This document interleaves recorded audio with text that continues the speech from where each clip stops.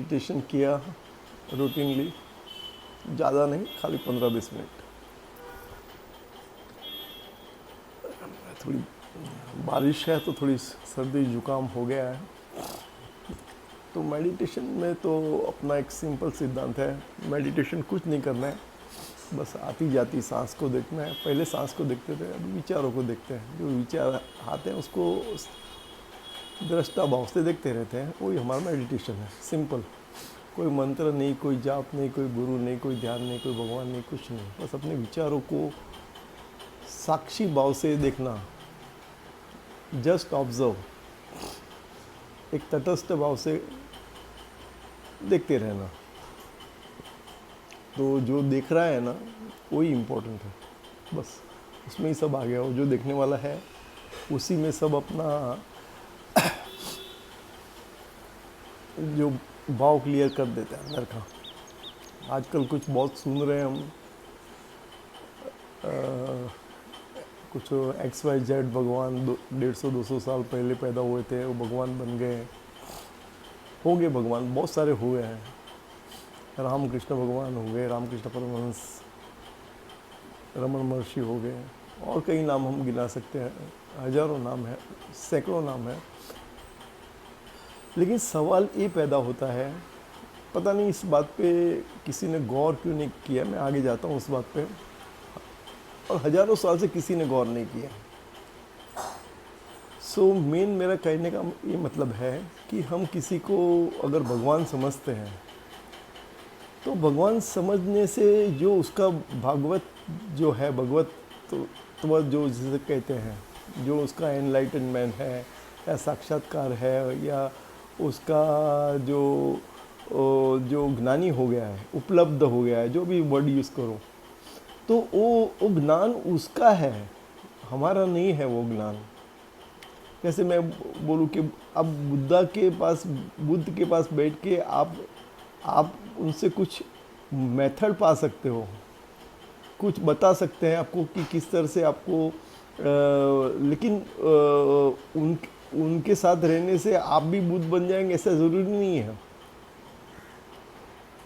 और हम मिसाल दे सकते हैं अपने भगवान कृष्ण की। क्या कौरव बचपन के मित्र नहीं थे कृष्ण के? उनके रिलेटिव्स थे, क्लोज रिलेटिव्स थे, साथ में सब कज़न्स थे। पांडव भी कज़न्स थे, रिलेटिव्स थे। तो कृष्ण के मौजूदगी में ही क्या कौरवों ने द्रौपदी के चीर वस्त्र हरण करना छोड़ा? क्या उन्होंने जुआ खेलना छोड़ा? चाहे भगवान आपके सामने हो, साथ में भी हो, और आप उसका मान भी रखते हो, लेकिन उनकी भगवत्ता आपकी भगवत्ता नहीं हो जाती है। उसके लिए आपको ही हाथ पैर मारने पड़ते हैं। कि गुरु का या भगवान का लक्षण है कि वो आपको दिशा दिखा सकता है, लेकिन फुटवर्क तो आपको ही करना है ना। कोई बहुत कम अर्जुन जैसे समझदार होते हैं। वो भी समझदार था कि नहीं, वो भी अभी क्वेश्चनेबल है कि इतनी बेजा-पचीसी की, इतने लंबे युद्ध भूमि के बीच में 18 अध्याय करने पड़े समझाने के लिए। तू ये कर, वो कर, ये न कर, वो कर। वो डाउट करता था। अच्छी बात है, डाउट करना ही चाहिए। डाउट इतना बचपन का, एक बात आप समझ लीजिए, भगवान सामने समझा रहे हैं, खुद बोल रहे हैं, लेकिन वो जल्दी एग्री नहीं कर रहा है, वो डाउट कर रहा है। और डाउट करना ही असली शिष्य की निशानी है। हर एक क्वेश्चन पे डाउट होना चाहिए, कि नहीं कि गुरुजी ने बोल लिया, मान लिया, हाँ हो गया, जो गुरुजी बोलते सब सत्य है। ऐसा नहीं होता है। सत्य इतना आसान नहीं है। सत्य को समझना भी आसान नहीं है। और सत्य भी हो तो भी वो उनका सत्य अलग है, अब हमारा सत्य अलग है। हमारी क्या सोच है, हमारे क्या विचार है। तो अर्जुन को भी समझाने के लिए बहुत कष्ट उठाना पड़ा भगवान को। इनफैक्ट वो बचपन के सखा थे, या गुरु थे, या एडवाइज़र थे, या जो भी उनके काउंसलर थे। तो इतना समय लग गया उनको सब चीज़ समझाने के लिए। सो अल्टीमेटली जो भी करना है वो हमको ही करना होता है। कि मैंने कहीं सुना है, कोई गज़ल की लाइन है कि हम, उसमें एक लाइन है छोटी सी, मैं पूरा शेर भूल गया हूँ, कि हम है तो खुदा भी है। हम जब तलक है, आप मुआ बगर स्वर्गे न जवाए, जब तलक हम खुद नहीं करेंगे तब तलक कुछ भी नहीं होना है। तो चाहे भगवान भी हमारे सामने खड़ा हो, जैसे मैंने अभी कौरव पांडव की मिसाल दिया कि कृष्ण भगवान भी हाजिर थे, सामने ही थे, उनके सखा थे, बचपन के कज़न्स थे, फिर भी सो इसी तरह हम चाहे कितने भी भगवान को मानो या ना मानो, जो भी करना है हमको अपनी अपने विचारों पे, अपने विचारों का अवलोकन, observation of your own thought, your minds, जैसे सांस से शुरू करनी है, सांस को देखते देखते आप फिर दृष्टा भाव आपका क्रिएट हो जाएगा, फिर आप अपने थॉट्स देखना चालू करते हैं। आपका क्रोध, मोह, मत्सर, अहंकार, काम, क्रोध, लोभ, मोह, जो भी हो, दुनिया भर के घृणा, वैमनस्य, जलसी, कई तरह के है, वो हर एक चीज़ आप देखना शुरू कर देते हैं थर्ड पार्टी बन के, विटनेस बन के। तभी जीवन में कुछ संभावनाएं पैदा होना शुरू होती है। और इसके लिए कोई गुरु की मार्गदर्शन की मेरे को नहीं लगता है आवश्यकता है। जस्ट ऑब्जर्वेशन इज़ इनफ, कि अपने विचारों का अध्ययन, अपने विचारों का सोच, मतलब उसके ऊपर हमको थोड़ी अवेयरनेस, और ये प्रैक्टिस हम लोग को अभी शुरू कर देनी चाहिए। जैसे छोटा बच्चा खींचते खींचते कभी थोड़ा खड़ा होता है, फिर वापस गिरता है, फिर वापस रेंगता है, इस तरह से हल वो सीखता है। तो इस जन्म में कम से कम शुरू करेंगे तो दो तीन जन्म में शायद पहुंच पाएंगे। बाकी तुम ये गुरु पहुंचा देगा, वो गुरु पहुंचा देगा, ये भगवान पहुंचा देगा, अरे खुद भगवान भी नहीं पहुंचा सकते हमको। जो भी करना है हमको ही करना है। So that is the things.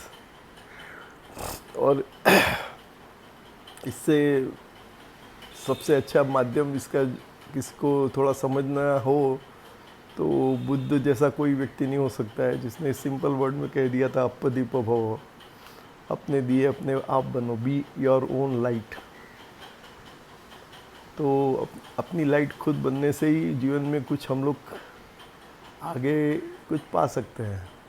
मतलब पाने का कुछ नहीं है, जस्ट मतलब हमको एक चीज़ समझ में आ जाए, एक त्राहित भाव, एक दृष्टा भाव,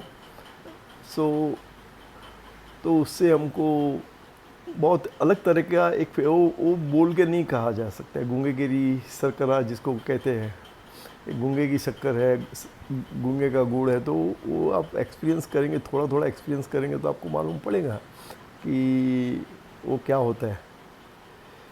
तो वो पहले हम भी बहुत भागे दौड़े इधर, ये गुरु वो गुरु। मैं नहीं कहता हूँ गुरु कोई ख़राब होता है, कोई गलत होता है, लेकिन गुरु को पकड़ने से कुछ नहीं होगा। गुरु दिखा रहा है, उंगली दिखा रहा है ऊपर की तरफ, हम कुछ नीचे उसका उंगली पकड़ के बैठ जाएंगे तो कुछ हासिल नहीं होना है। सो बी योर ओन लाइट, अपने पथ पे आगे बढ़ो और कुछ ना कुछ अपने विचारों के प्रति जागृति थोड़ी महसूस करना शुरू करो। प्रकृति के तरफ अवेयरनेस रखो, ग्रीनरी की तरफ, ओशन की तरफ, मंदिर की, अपने मंदिरों के बदले हम लोग हिल्स एंड जो हमारे जो नेचर्स है, जैसे हिमालयास है, जैसे पहाड़ है, पेड़ है, पौधे हैं, अलग अलग तरह के पंखी है, उसको जब आप देखेंगे मुग्ध भाव से तो आपको अवेयरनेस क्या होती है, क्या फीलिंग्स होती है, देखने का भाव क्या होता है, रियल ऑब्जर्वेशन क्या होता है, एक नेचर से एकात्मता क्या हो जाती है, ये सब चीज़ें आध्यात्म, ये अनुभूति की चीज़ है। बाकी जब और तब किसी का हो सकता है, किसी को माध्यम से कुछ प्राप्त होता हो, लेकिन मैंने बहुत कुछ करके देखा है, जब तब जब करे हैं, कुछ ट्राई करा है, यहाँ देखने की कोशिश करी है, लेकिन ultimately it is a self hypnosis, self transcendent जिसको बोलते हैं। रिपीटेशन तो थोड़ा रिलैक्सेशन आपको फील होगा। लाला राजा बेटा सो जा, राजा बेटा सो जा, राजा बेटा सो जा, ऐसे मम्मी बोलती थी मैं बचपन में। ऐसा ही वही हाल है, जैसे हम अपने मन को सुलाने का काम है मंत्र जपो। मेन चीज़ है हमारे भावनाओं, हमारे फीलिंग्स, जो हमारे अंदर की जो डिफरेंट तरह की इमोशंस है, उसके प्रति जागृति, उसको कुछ करना नहीं है, लेकिन सिर्फ जागृति, अवेयरनेस से ही सब काम होता है। Thank you and God bless you.